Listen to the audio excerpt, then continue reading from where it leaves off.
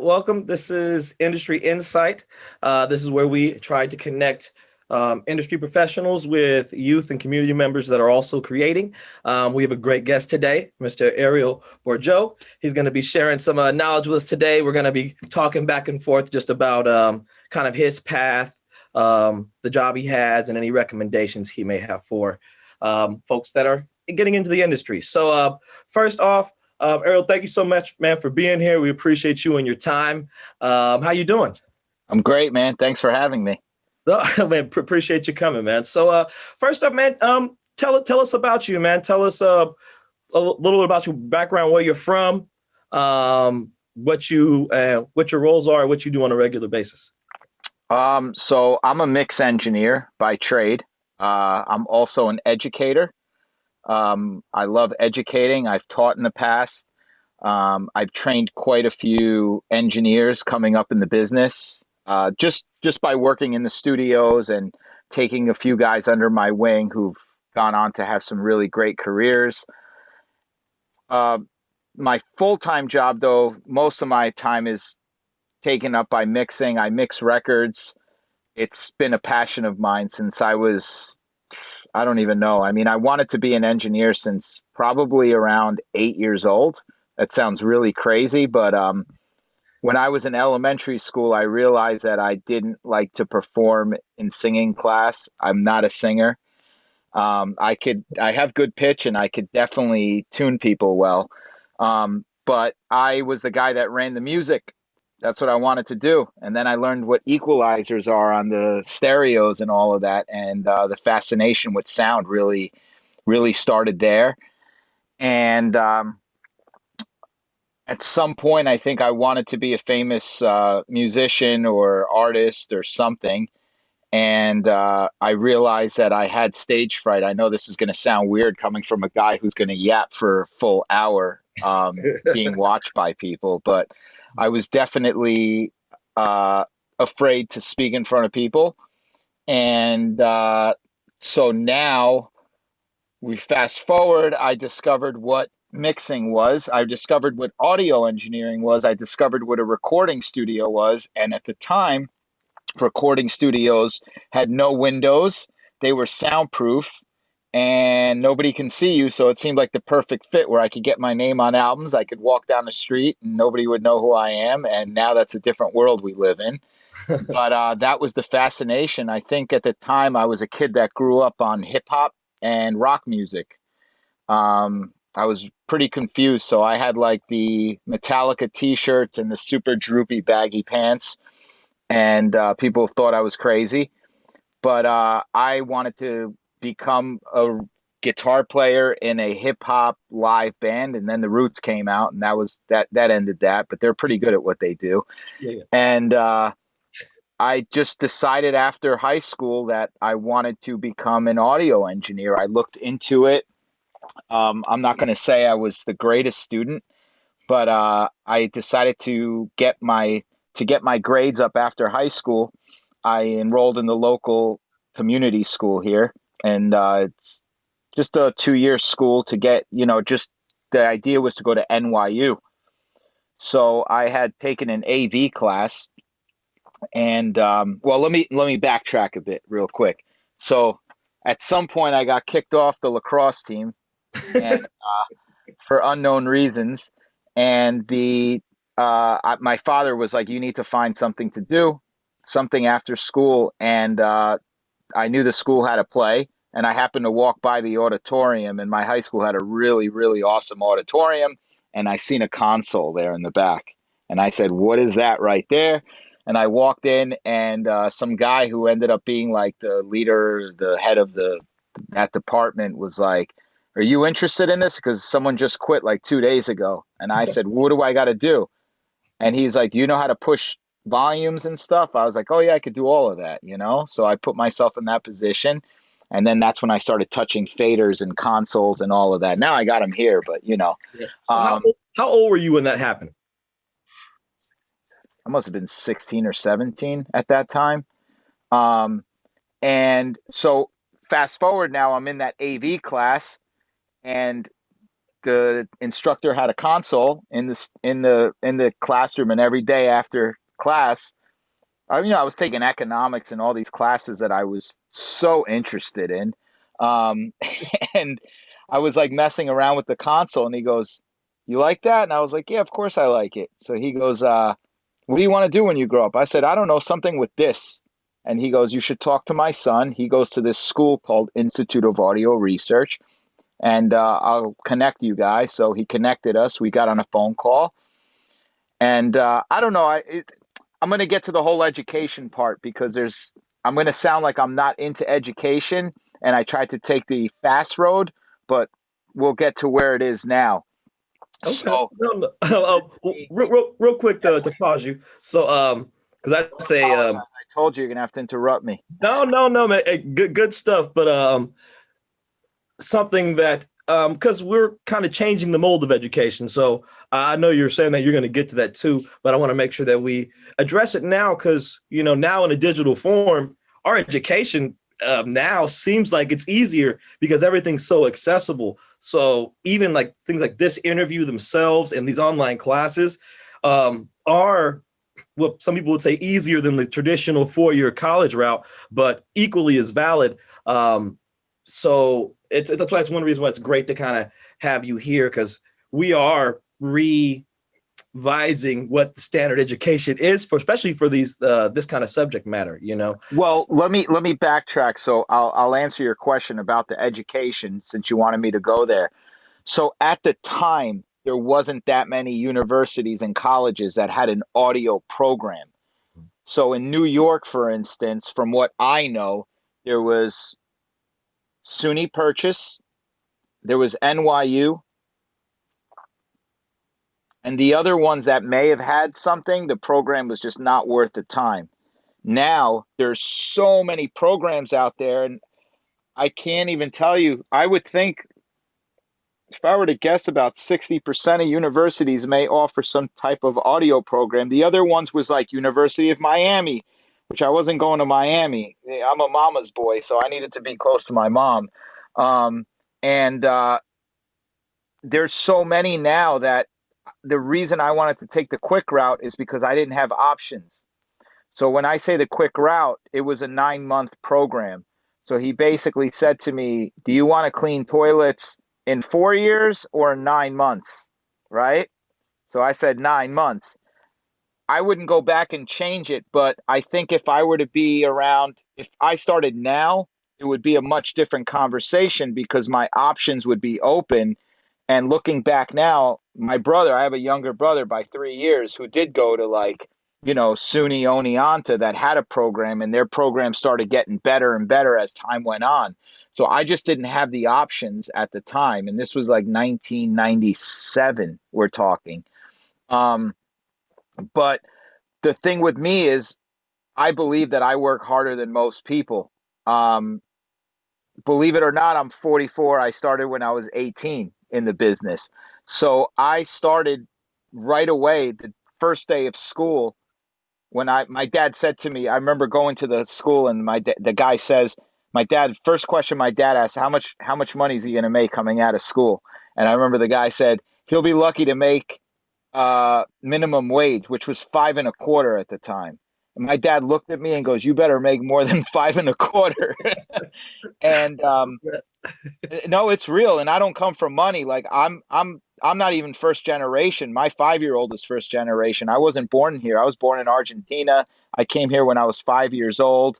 My father and mother worked. My mom worked 2 jobs. My dad worked 3, 4 jobs. My dad was sweeping floors, cleaning up offices, like all of that stuff. We lived in a 1-bedroom apartment at first, and then we graduated to a 2-bedroom apartment. And now the house that I got, I have a three floor house. I was scared the first week I lived here, I was by myself. Um, so I'm making more than five and a quarter, thank God. Yeah, really. Um, but I started interning right away. Like I was yearning to learn. Like for me, I think that I thought that going to school, I would be able to pay attention, But the thing with me is that I need to touch. I can't just read, like I'm such a hands-on person.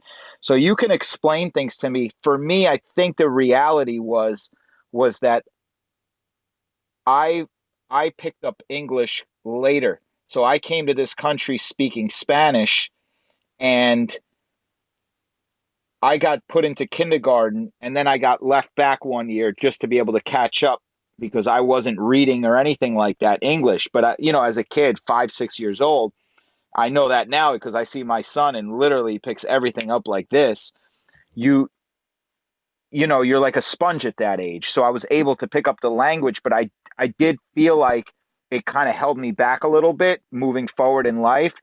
So, but what was interesting is once I got the internship, I would show up in school and I was answering all these questions like I was a pro, like true story. The teachers, I would go to my internship, go to school at 9:15, get out at 1:15, be at my internship by 1:30.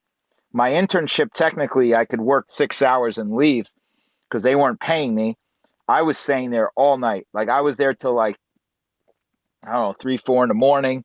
I would go home. I had this little apartment that didn't even have a kitchen. We had a hot plate. And my best friend since we were 5, one of my best friends since like he was shy, so he didn't speak. I mean, he spoke English, but he was like an introvert. So we got along because he just like nodded every time I spoke Spanish. And we were living together. He was going to FIT, and I would go home. I'd pass out for like an hour, 2 hours. He'd wake me up, and I'd do it all over again. And I learned that way, and that was my way of learning. But I had to work harder because it was a 9-month program. It wasn't like a university. Like, you go to universities now, you could sign up to use the studio in the middle of the night and do all these cool things that you never, yeah, I didn't have the opportunity to do that. Okay, really quick, couple things. One, thank you so much for sharing that, because so many of the kids we work with, we don't talk about language and how that settling in really it's a barrier that a lot of people don't talk about. So people that deal with it don't hear enough people talk about it to make it feel like, hey, it is more challenging. It's a reality. So, but people work through it. And so I appreciate you sharing that because there's a large Yeah. portion of the people we work with that, that's part of the life. And so they need to hear people say, yeah, I've dealt with it. I figured it out. Eventually it worked out to my benefit, but it was rough for a little bit. That's the first thing. And the second thing is, can you talk about what you were doing specifically during that internship time? You were like, yeah. Oh, I could tell you. I was the first day was one of the engineers asked me, "Do you know how to make coffee? If you do, I will let you sit in the room." And I made the worst cup of coffee you can imagine. It was horrible. I didn't get to sit in the room that day, but this guy was like a legendary engineer. Like, guy was working with like Public Enemy and like Ice Cube and all these people. So I wanted to sit in the room with him. Um, and I learned how to make coffee that day. You just don't make it too strong. And and then I would clean the bathrooms. And listen, I don't know you know if anyone knows a Spanish household, but my mom was like, the lines on the car. We had the ugliest apartment, like ugly green carpet where we were renting and all that. The apartment was disgusting, but like the lines on the carpet were all going the same direction. My mom would make my bed in the morning, like everything smelled good. The house was disgusting, but it was always clean. So I was raised on that. So I was always like, if you should be able to eat off the floors. So that's what I did. I mean, the bathroom didn't look like that, yeah, when I got there. And then after I got there, they were so used to having the bed, they got let Ariel clean the bathroom. I hated that job, but you know what? Like, I was, that's what I was given. My mom instilled that in me. So they would always let me sit in the room. So I would go in, I would clean. I would literally clean everything. I knew how to clean. It wasn't foreign to me. So I would clean, wrap cables, making sure like all the mic stands looked pretty. It was 2 rooms at the time. And then I would just beg the assistant engineer to let me, uh, there's a certain road to follow. You start off as an intern, then you become an assistant engineer, and an assistant engineer, you get to sit and watch like the engineer work, but your job is to know the technology. You should know how things work. You should know how things are connected. You should know how they work. Because if the engineer should just focus on what's in front of him, the music. Your job is to make sure the room goes well, like nothing's going on, no, nothing's going on fire or any of that. Um, and so as an intern, I was just, my job was just to make sure things were. If I saw garbage, I would change the garbage. It was just like you never had to ask me to do anything. Never. And then it got to a point where engineers wanted me as the intern to be around because they knew that things would look right. And I had this belief, and I think it was my parents that instilled this: is people are going to treat your place the way that you keep it you know so even when my parents years ago, they stopped years ago, but I remember when I was real young, they were still smoking cigarettes, but you'd never find cigarettes in the house. You'd never they wouldn't smoke in the house. They wouldn't have ashtrays building up in the house. Like, that stuff didn't go on in my house. They wanted it clean. So that's the way that I treated, even my room now. Like, it's pretty clean, I think. But like, it's I learned all of that, and it made it better because I felt like, there's a recording studio to me is sacred, right? That is like I I've been around enough celebrities and A-level artists to know that they're human beings, right? So when they're in the room, it's the most vulnerable place for them. Like, they don't have to act differently. They don't have to you see them for who they are, right? So you're in the studio with them, watching them write, having conversations. If you're cool, they get inspired by you and all of that stuff, right?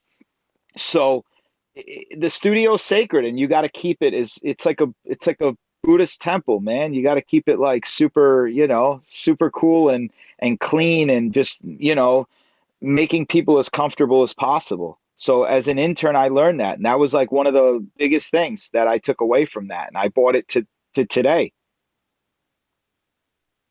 That was a No, long rant. no, no, no. But cool. It gives us a lot of insight.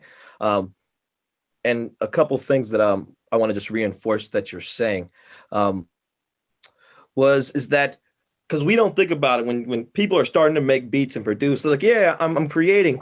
But you said a couple things to really bring some things to light. One, it's like for the engineer, they need to be able to function just what's in front of them. But just the assistant, their job, all the work they do helps the music be created. Individually, you're like, yeah, I'm just going to make some beats for myself. But at the pro level, we need the team. It takes a collective of people doing a collection of things to make anything good. So, can you hear me? Yeah, we hear you. It Okay, cool. takes a village. It takes Yeah. a village. Like, there's not just one person that makes it happen. Like, when you guys see these artists out there, like, it takes a lot of people. It takes a lot of people to do what they do, um, to make a career for somebody. It really, really, really does. I'm just a piece of it. Like, I'm sort of like an aggregator for whatever. I mean, I don't I don't know. I call myself a sonic psychiatrist, because my job is to get into the artist's head and to figure out what I came up differently though. Most engineers come up with artists, and I actually came up with producers.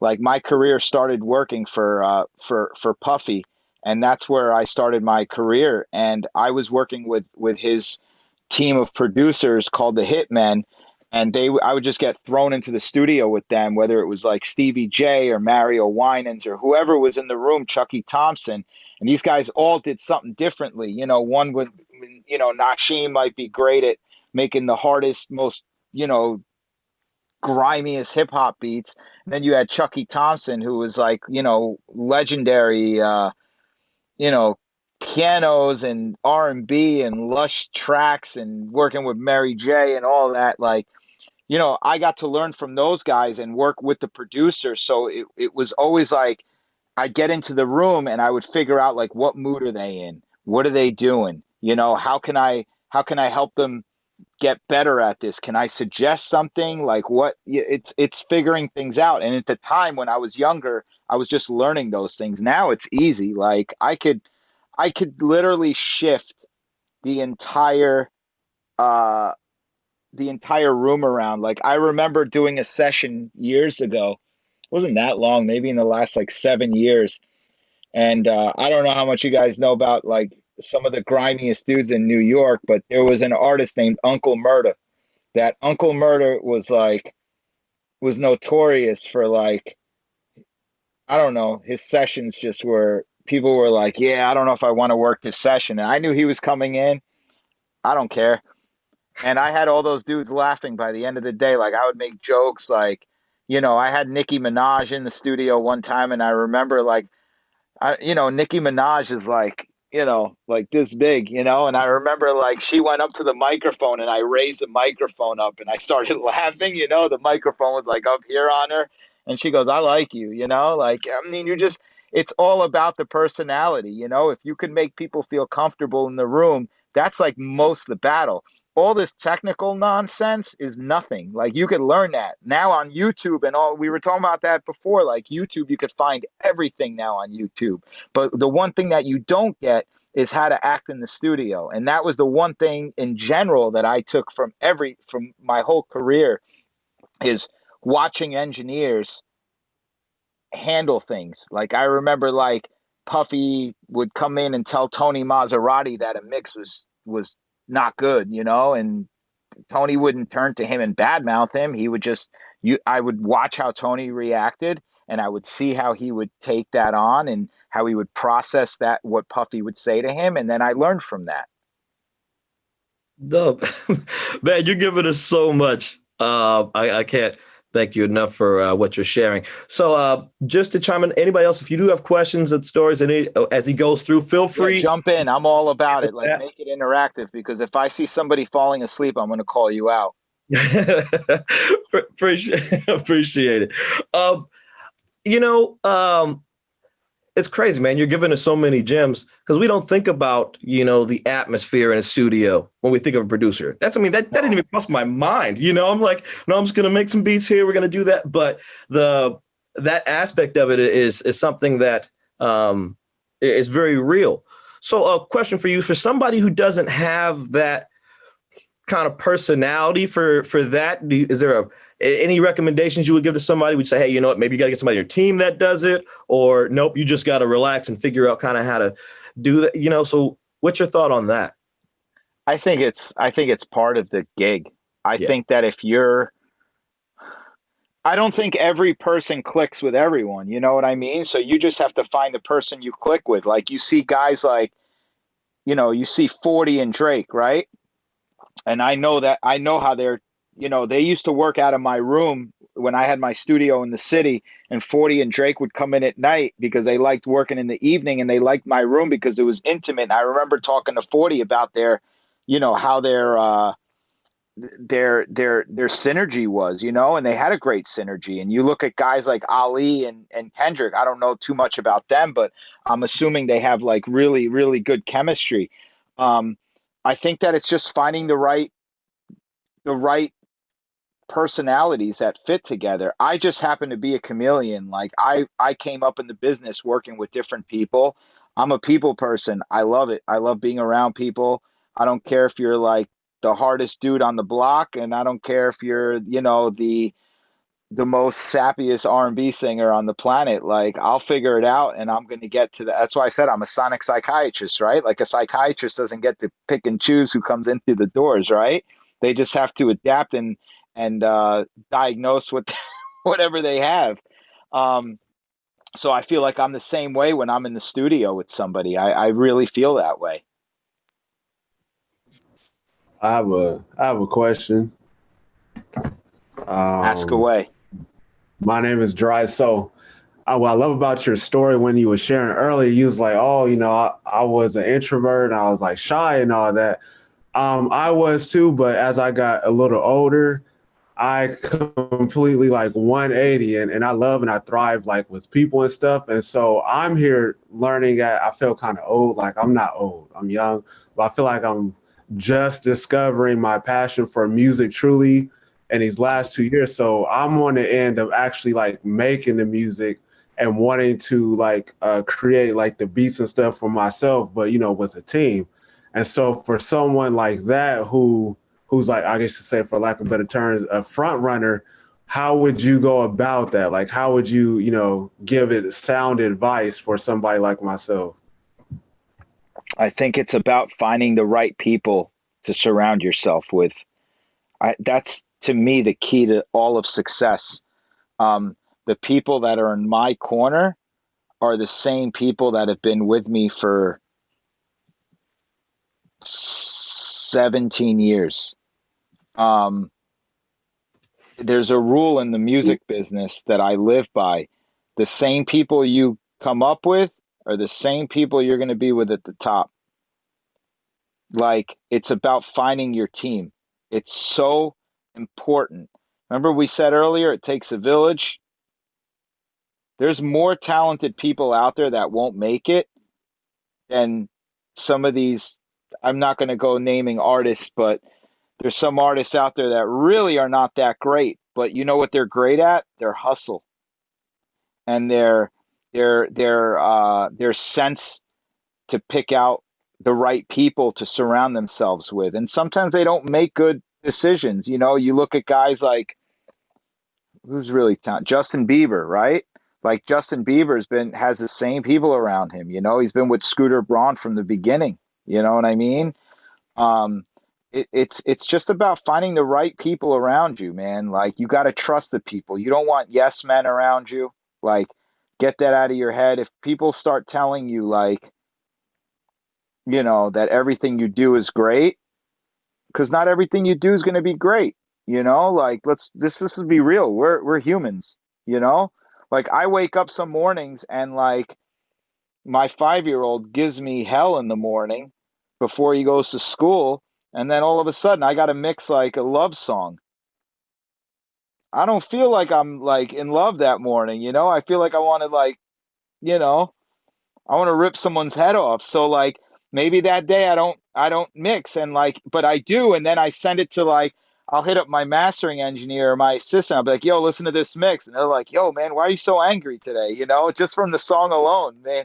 Maybe I mixed the drums like it was like a Nas record from 1995 where you want to bang your head against the wall. Like that it's we're not perfect, so don't have yes men around you. Like that's the biggest downfall for most people. Like you got to be able to take criticism too. Like you have to take criticism because the business is like that. An artist, I'm an artist too. My ego gets broken. I've had it out with some artists, not had it out because most of the artists I work with were friends. So if they like don't compliment my mix, like sometimes I'll get hurt by it, but it is what it is and you have to take it and be able to move on from it. No, So very. surround yourself with a good team. That's really the only that's the best advice I can give you, man. I hope I answered that. You did. I appreciate it too. Yeah, man. Yeah. Who Okay, else had a question? we got another question. Yeah, I had a question. Well, these are gems. Like, thank you. I'm learning so much from No this. doubt. Yeah. I had a question because you spoke about artists like Drake and Nicki Minaj, those big names. But my question is, what's the difference between those big names, like artists like Drake, I would say Nicki Minaj, Kendrick, and the other artists? Like, is there a difference between those? Listen, I've worked with independent artists that will, as artists, are way better than most of these people out there. But there is a difference. There's a hustle. And I'm going to drop this other gem to you. The hustle is all about relationships. Relationships is everything in the music business. That's 99.999% is your relationships, right? So what I mean by that is like I was a guy that was told that I wouldn't make it ever, right? I had nobody supporting me. My family didn't support me in this. They thought it was a dream that I'd be over after a few years, go back to school and get an accounting degree, and I was terrible at math, right? So like But what I learned early on is that, hey, I have no enemies in the business. I have none. I've never treated anyone with any disrespect whatsoever. I've been disrespected a lot, but I got tough skin, right? I've never I've never lashed out at anyone. Uh, no, I never lashed out at anyone. Um, I've I've had conversations with people. Like if I feel like someone disrespected me, I've taken artists and like A&Rs to the side if I felt disrespected, and I'll look them dead in the eyes, not in front of anyone because to me that's disrespectful. I'll pull them out of the room and be like, "Hey, I just want to let you know that what you said earlier was really disrespectful, and as a man, I just want to let you know that that's disrespectful and I'm not having it." Right? And that's it. You let them know because if you do it in front of people, then they think that it's a battle and you're about to fight, right? And that's not what I wanted to do. I just want to let them know that I'm aware you're being disrespectful, right? But I'm letting you know that I'm not going to disrespect you back in front of them because that's what you want. But I'm letting you know that I'm aware about you being disrespectful. Um, but the difference, like for me, um, it's hold on, let me get back to the question. It was about what's the difference with the artists, right? There, so it's, but oh, it was about the relationship. So moving on up, it's like the relationships is everything is relationship. So when I was moving up, I learned early on that you just have to be cool with people because you never know who that's going to be. I'll give you a great example of an artist that blew up that I knew was going to blow up. St. John. Do you guys know who St. John is? So I've known Carlos since he was 14 years old, right? 14 years old. Carlos is now 30, 33. Let's say he's 33 years old, right? I don't talk to him anymore, but I love watching him grow because he's not only talented, he's got charisma. He's had charisma since he was 14, a little bit of a knucklehead, right? But when he was that age, but who wasn't? And but he built relationships, always had good relationships, didn't have any enemies, right? And I'm watching him like flourish now, right? Like he's having one hell of a career. And he hasn't even peaked yet, so forget about it. I always said he was going to be huge.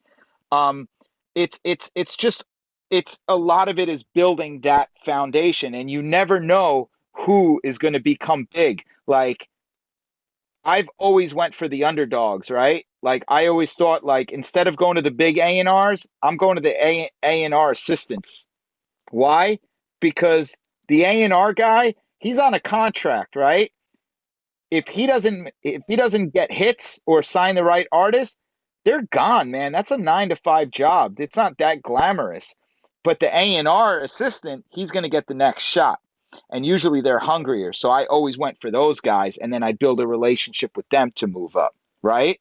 Like when I got my first big mix was that TI record, right? I mixed the song King Back on the King album, the first song you hear on that album, right? That was my first major. That was 2004, 2005. I can't remember, right? 2004. Yeah, I figured that. I knew it was that long ago. But instead of going to like the labels and like knocking on the doors and saying, "Yo, I'm a new hot shot mixer. Give me a chance. Let me mix Beyonce." Like I didn't do that. So what I did was I got my friends who had a up and coming PR company that I was like, "Yo, can you do me a favor? You got an email list of like 10,000. Can you blast out that now you too can get your mixes done by a major label. I'm a multi-platinum mixer at that time. So I kind of took those names and kind of made that, made it work for me. And I was like, you too can get it mixed. So like I could have gotten more work. I'd maybe get a mix a month, 2 mixes a month where there was guys like Guru and those guys were still above me. Yeah, I'd get like $2,500 here and there for a mix, or I can charge these guys, let's say 250 to 300 at the time, but I'm getting like a mix a day for 4 weeks straight. Who's making more money now, right? Like, and that's how I did it, right? I wanted the underdogs. And I learned that it's not about working with the artists here. You always want to work with the artists that are going this way, right? because every time you go this way, everyone below wants to work with the guy that's working with the next, you know what I mean? And that's how it works. And artists in general, like there's to me, and I'm going to keep stressing this, I've worked with way more talented artists that don't make it that are actually out there. It's the truth, because everyone thinks it's just talent. That's the reality. They don't understand how much work goes into this. Wow. There's really good mix engineers too out there that are really, really, really, really good, but you know, they don't have the work ethic or the hustle. They have the talent. Can I ask you another question? No. So okay. Go first. So it's more about the relationships, but also about the work ethic, the hustle, and all these things that go underneath the carpet, you know? Of course. Listen, yeah. I'm going to tell you this real quick and then you could finish. 1 out of a million make it. Just keep that in mind. There's a reason for that. If this was so easy, everybody would have millions of dollars. Wow. Yeah. This is the truth. That's You want to make money, like there's other jobs to make money. You know, you go get a degree in something and that doesn't even guarantee you a job, especially in today's America, you know? Oh man. I want a little more information on the relationship, because I mean, again, so many things. So could you give us an example of kind of how to begin a relationship and how to kind of just maintain a relationship over time? And, you know, I'm sure you're not calling these people all the time, but you know, as you're continuing to work with people, what would you recommend how to start a relationship and just how to check in with people? Keep it natural, right? Don't go to people like you want something from them, because I get turned off if somebody comes to me like they want something. I get turned off right away. Like I can't even tell you how many people are like, yo, listen to my music. And I'll always listen to people's music. And then when I'm like, hey, sounds pretty good, they're like, yo, you know, fam, let's work, man. Like you got a lot to bring to the table, and you know, I'm talented. And I'm like, yeah, that's not the way this works, pal. First of all, I don't give record deals. Like I have the most honest job in the music business. You know what I do? I guarantee you that your record's going to sound great. That's my promise. Like I have the best job in the business. I'm not promising you money. I'm not promising you like cars and watches and all that. I'm telling you your mix is going to sound great, right? So I'm honest. But the other thing is keeping in contact with people and just checking in like every once in a while. Like I see this one A&R just that I work with a lot, you know, from RCA, travels around. He just went on a, you know, excursion around America with his mask on, you know, brave guy. And he, you know, I would check in, yo, man, just saw that picture. Where are you at? You're in Kentucky now? Good luck out there, man. Be careful, you know?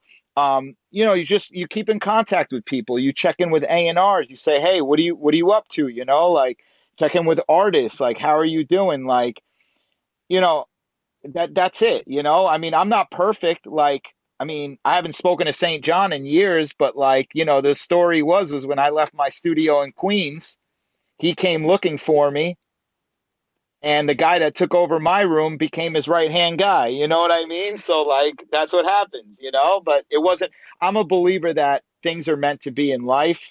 Like you can't. When things happen, that's what was supposed to happen. You know.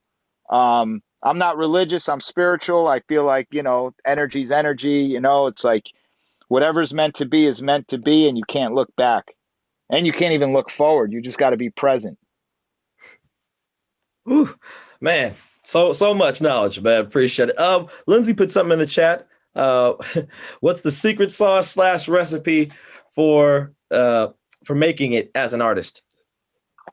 So you got to take you got to color your hair different colors, tattoo your face, right? And get on Instagram, and that's it. You made it. No, that's a terrible joke.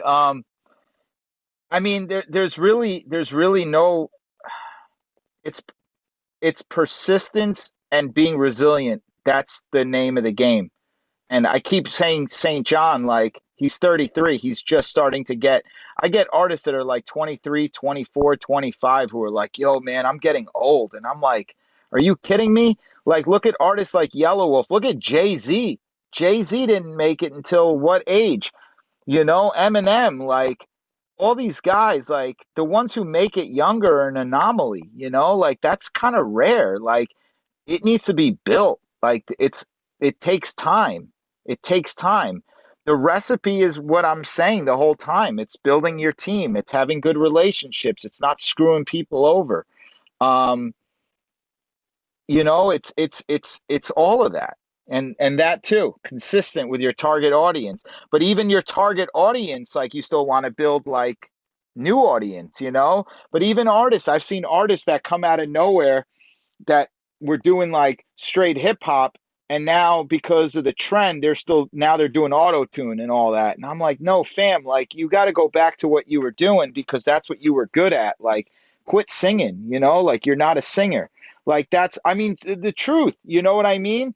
But then you guys got, you see artists like Killer Mike and LP who are like older, who both of them have had, like, LP had a really good run um with Company Flow, who, if you guys don't know who they are, like that was LP's original group with, like with Mr. Len and all those guys. Like they've been around, they were in Brooklyn, doing their thing for years.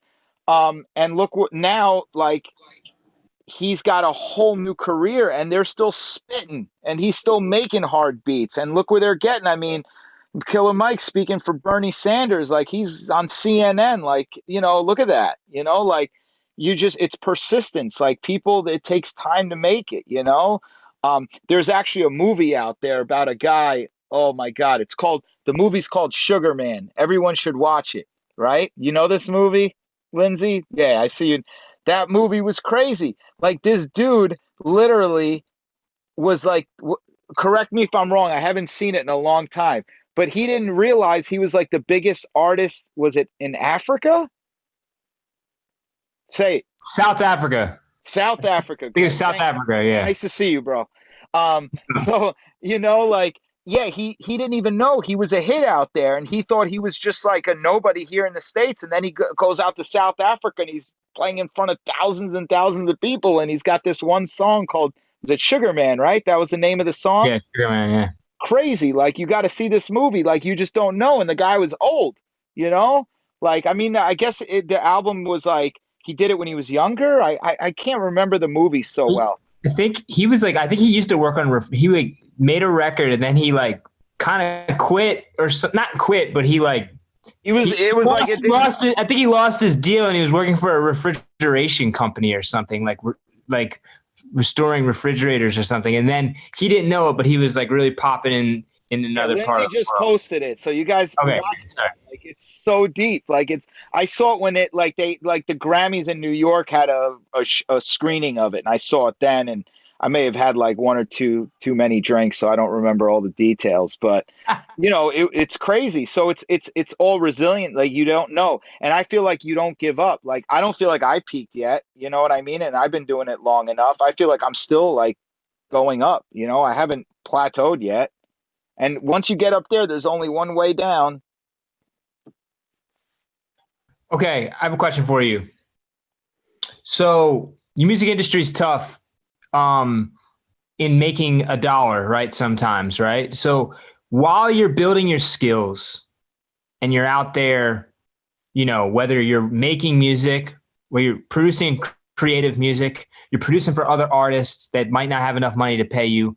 What kind of mentality do you bring to the table? Like as a young person getting started in the music industry, what's some advice for, hey, maybe I have to pay my bills, pay my rent or whatever, or maybe I have to support my family, but I still want to do this thing, right? I still want to become a professional artist, musician, producer. What kind of mentality do you have, or what kind of advice do you have for like approaching that? Have a job. That's first. I know it's not, it's the truth. I tell people that all the time. Like, I mean, I'm doing a private mixing lesson with a guy at 9:00 who's an IT guy during the day. You know what I mean? Like, and he runs a studio at night in Boston. Like, I tip my hat off to him. Like, and he's got 2 kids and a wife. Like, it's crazy. So I just believe that you can do it. Like, I don't know. I just come from the mentality of my father. Like I would see my dad for dinner, then he would go to his other job, and then he would, and then like on Sundays he'd have off and spent most of the day sleeping on the couch. Like, you see that there's a mentality like, believe it or not, when you make it as an artist or a producer, it gets way harder. You know what I mean? Like you feel like the world is on your shoulders, and you have to like, you start traveling, and then you have to deal with like you have to deal with time change when if you go to Europe and you got to be up at a certain time. And I only got a little taste of that. Like a few years ago, I did like a 5-city masterclass around France for mixing, and that was hard, man. I had to wake up the next morning. I was jet lagged like you couldn't even imagine.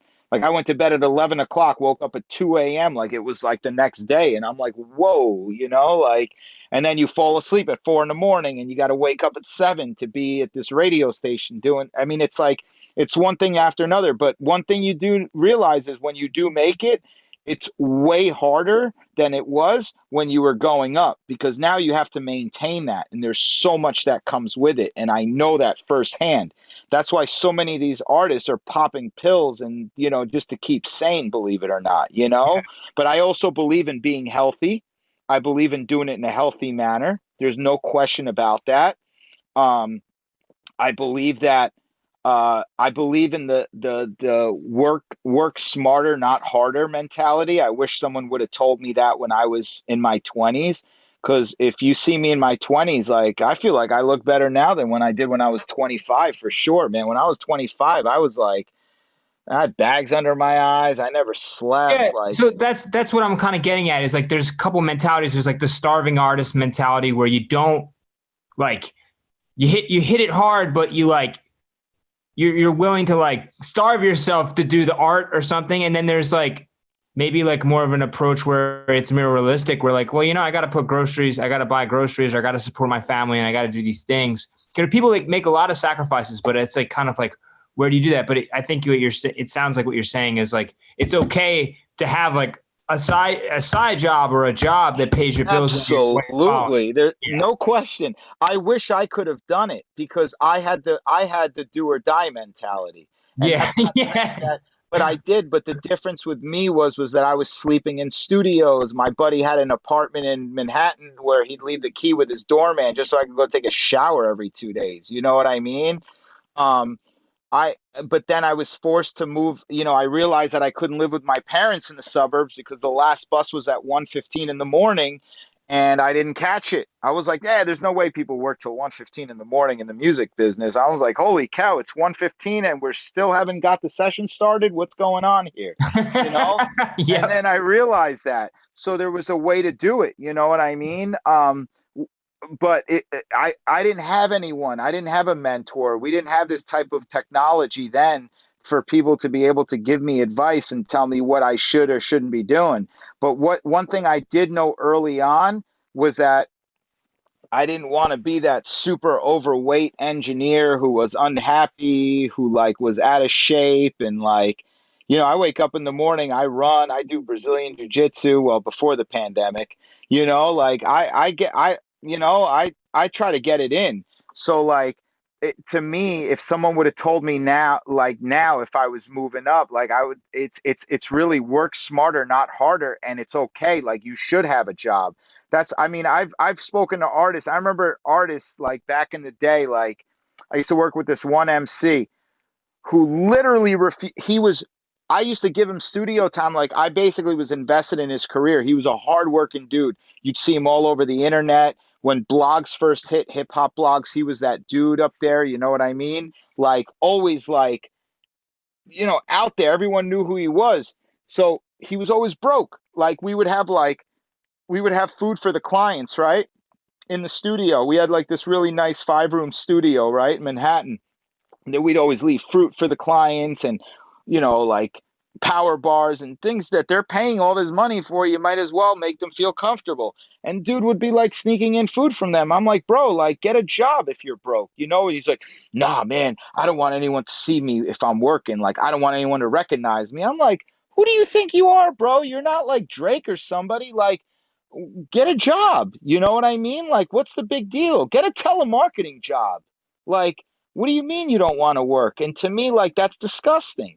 Like, there's no reason, like, especially when you said it, Greg, like when you're a young artist, man, you'd be able to rock for hours. You know what I'm saying? And like, Yeah, I think like though, but the problem is like, and you know, there's a couple people on this call that have been doing this for a while too. Like there is sort of a narrative out there that's like, no, you got to quit everything and go for it.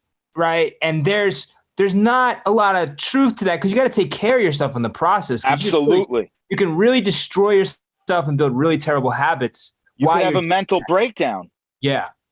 If you don't get sleep, you could have a mental breakdown. Literally, you could have I've seen it. I've seen it. And I guess it's really inspiring to hear you say that, though, Ariel, because you can do it. Like you can have a part-time job, you can have a 9-to-5 job and do this. There are sacrifices that you have to make. Like you do have to, if you are going to have, I had an intern who's now Run the Jewels engineer, right? Mm-hmm. This kid I love him to death, right? Like he's still every Mother's Day, he texts my wife. Like we were like his parents, right? Never texts me on Father's Day. But he listen, he had a job. He would, he interned, like he was grinding. I had another intern who's now like one of the hottest young engineers in New York, who works with Dave. Everyone knows who Dave East is, the rapper. Like he's Dave's right-hand guy, like Dave East. Like Mike used to, this is a true story. Mike would have a job. He had a temp job doing like video duplicates or something. I can't even remember, something like that, in like a post house. And he worked from 9 to 4. He would come to the studio, and I'll never forget this. Wyclef locked our studio out for like 3 months, and Mike really wanted to assist on those sessions. So we would put Mike on. Mike would come in from his job. He would literally assist me or Andy or whoever was on the sessions till like 4 or 5 in the morning. He would go home. Sometimes he wouldn't even sleep. He'd take a shower and go to work. I felt so bad for him. One night, I remember like we had to clean up the live room. We had this it was like a big 3,000 square foot live room. And I remember looking out there and I saw like 4 of Clef's guitars, like 2 drum sets set up, keyboard. It was a disaster, spaghetti mess of cables. And I remember looking at him and I was like, yo, go into my control room and sleep. I'll take care of this for you. Like, I can't watch you do this right now. You know what I mean? Because I just had a heart, but I saw how hard he was working. And what's funny now is that within the last month, we just had a talk that he was like, I'm changing my life. Like, I wake up at 6 a.m. now. I'm trying to make my beats early. Like, if Dave needs me in the studio, I'm only going to go in certain times of the week. If not, I'll throw an assistant in there. Like, he's learning how to manage because he's realizing that you could have a mental breakdown. You really could have a mental breakdown from this. You know what I mean? It's like really serious, and like, it's work. I could get more done. So the other thing is you can find like, I've read books on this. Like everyone has like a certain time that they do their peak performance, right? So find that time for you. Like for me, I'm a morning person. I love the morning. I wake up, I run, I have coffee. I feel like I'm like on speed or something, right? Whereas like my wife can't do that. Like she's like not a morning person. So like, her peak might be at 2 or 3 p.m. So you got to find the time and figure out when your peak is, because you can get more done in less hours. Like when I see these kids like on the internet, like, yo, we in the studio and it's like 4 o'clock in the morning. I'm like, first of all, you got to the studio at midnight. So you've only worked 4 hours, my dude. Like, don't act like you're grinding. Like, that's not grinding. Like the truth, right? It's the truth. I see it all the time. Like, it's funny. Like when I see it, right? But like, it's really just finding your optimum, like, time to work. And I think you can do it. Like, I don't believe in this do or die. And even though I did it, but I did it more because I had no choice. You know what I mean? Like I had no choice, and I didn't have a birdie on my shoulder telling me like, yo, don't do that, like, But I'm telling you, just from experience, like I could get things done now. If I buckle down at like 10 a.m., I have dinner with my family by 5:30. I'm done. I'm done. That's my day. You could call me a banker. I don't care. But you know what? I'm doing something cooler than a banker. That's for sure. Love it. You got a question in the chat. Out of all the songs you've worked on, which one is your favorite based on production? Did it have crazy? Did you work with an? That's a great question. You guys are going to die when I tell you this. will.i.am from the Black Eyed Peas. One of the dopest producers and, believe it or not, MCs I've ever worked with. You got to remember the Black Eyed Peas were b-boys back in the day. That's where they're like real hip hop. Now they're just making money and they're loving it. So you could judge them what you want with, like, you know, the all their stupid songs they got, but like if you really listen, I remember when they came in to work with me, that this was years ago too. It was their second album, and like all of a sudden all these instruments came and we had to lay out all the instruments in the live room, and there was like Wurlitzers and Rhodes keyboards and drum sets, and will.i.am just goes and plays everything, man. He's insane, man. He's one of the most incredible producers. And last year there's this band, I actually, believe it or not, it's like a Celtic rock band that I've been working with for years. And when I got a chance to go out to France last year to record them, I haven't recorded music in 8 years prior to that, like physically record. I'm always mixing. And it was, I mean, it was amazing just to, like, I forgot how cool the art of recording is, because there is an art to it, moving microphones and testing different microphones and different mic pre's. And, you know, it also helped. I was in Southwest France, you know, eating oysters and drinking wine every night. But I mean, that was just the luxury of it. But it was amazing to just be able to, like, be around dope musicians that, like, you didn't have to be like, hey man, you're out of tune, or like, hey, you're not playing correctly. Like professional musicians that all you have to do is put up a microphone in front of them and the work is done, you know? Like, I mean, just seeing that. There's so many good artists and producers I've worked with. It's hard to pinpoint. will.i.am sticks out to me because, like, I remember the sessions. But there's so many. Like I remember like watching like Jay-Z the first time I saw him write in his head. It was Puffy's second album, and he was just like moving around, like walking back and forth, like writing in his head. And he goes, "All right, I'm ready." And you're just like, "Ready for what?" And he goes in and records, and you're just like, "God damn, did he just memorize that entire like verse?" Like it's real, and he got that from Biggie. Like that's how he learned it, was from Biggie, you know, who to me was like, you know, I'm obsessed with Biggie, you know? Um, but you know, I mean, I don't know. I think everyone that I've worked with has some sort of talent, and I've had some really great experiences with a lot of artists. And, you know, I just feel like it's hard, but will.i.am in this last year in France was, you know, really rings a bell, because it was two things that were just completely out of my norm. That was awesome. And Puffy, believe it or not, Puffy, I had a really good relationship with. He's pinnacle in my early career. And for people that don't think Puffy's a producer, Puffy's an orchestrator. He knows who to put in. He knows how to find the best engineers. He knows how to find the best producers. He knows how to find the best songwriters. And that's what makes him a great producer, because that's what Quincy Jones pretty much did. Wow, man. Just nonstop, just dropping of knowledge and gems, man. This has been a great time. Was this okay? Okay, man, this is wonderful. It is. We have reached our time. I know we could easily keep this going for a long time. So, I told you. Yeah, but it felt great. We really appreciate you sharing some time, knowledge, and experience with us, man. It means a lot to us. We know that it's gonna help a lot of people on their journey, you know. So we all do the best we can to kind of create a system that can help support and sustain creativity, especially in a time like now.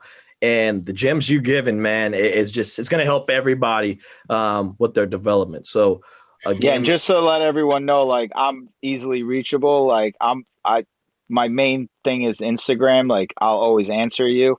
So if you guys want to like keep in touch, it's mixed by Ariel. That's simple. Well, again, thank you so much for coming out. You guys, industry insight. We hope you guys enjoyed the session. Mr. Ariel Borujow, thank you so much for the time and knowledge. Everybody, you guys take care of yourselves. Stay positive. All right, y'all. Stay safe. Thank you for having me. Ariel. Thank you. All right, y'all. Thank Have a you so good much. one. Yeah. Peace.